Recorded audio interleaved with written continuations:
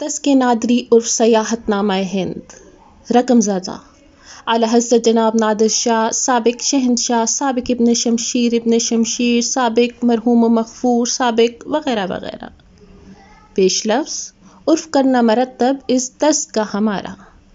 آج جو اتفاق سے پرانی پوستین کو جھاڑا تو متعدد اشیاء کے ساتھ ہمارے خود نوشتہ اوراق کے کرم خوردہ بھی زمین پر گر پڑے، جنہیں ہم نے وقتاً فوقتاً لکھا تھا۔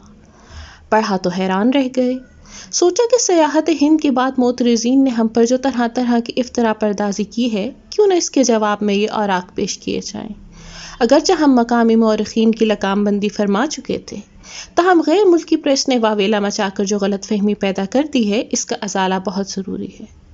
تصویر کا یہ رخ دکھا کر کیوں نہ معترضین کو ہمیشہ کے لیے خاموش کر دیں، اور پھر ہمیشہ لوگوں کو گلا بھی رہا ہے کہ تاریخ عموماً غلط پیش کی جاتی ہے، تبھی ہمیشہ تاریخ کی غیر جانبدار اور مستند کتابوں کی کمی محسوس کی گئی ہے۔ خدا گواہ ہے، ہم ہندوستان محض حملے کی غرض سے ہرگز نہیں گئے۔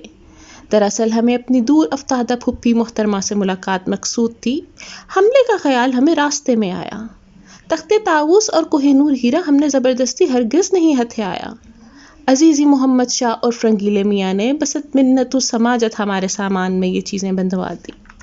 اور قتل عام کس مسخرے نے کرایا تھا؟ وہ تو ایک معمولی سا لاٹھی چارج تھا۔ یہ اور بات تھی کہ اہل ہند نحیف و نزار ہونے کی وجہ سے اس کتاب نہ لا سکے۔ سنا ہے ہمارے متعلق لوگوں نے طرح طرح کی کہاوتیں گڑھ لی ہیں، مثلاً شامت اعمال ما با صورت نادر گرفت۔ ہمارے دل کو خصوصاً اس مسئلے سے سخت صدمہ پہنچا ہے، یعنی اگر اس نادر سے مراد ہم ہیں تو ہم یقین دلاتے ہیں کہ یہ نادر کوئی اور شخص تھا۔ اگر ہمیں علم ہوتا کہ ہماری سیاحت کے بعد اس قدر غلغبارہ مچے گا تو واللہ کبھی ہند کا رخ نہ کرتے، اور اگر دلی میں پتہ چل جاتا تو وہاں سے کبھی نہ لوٹتے۔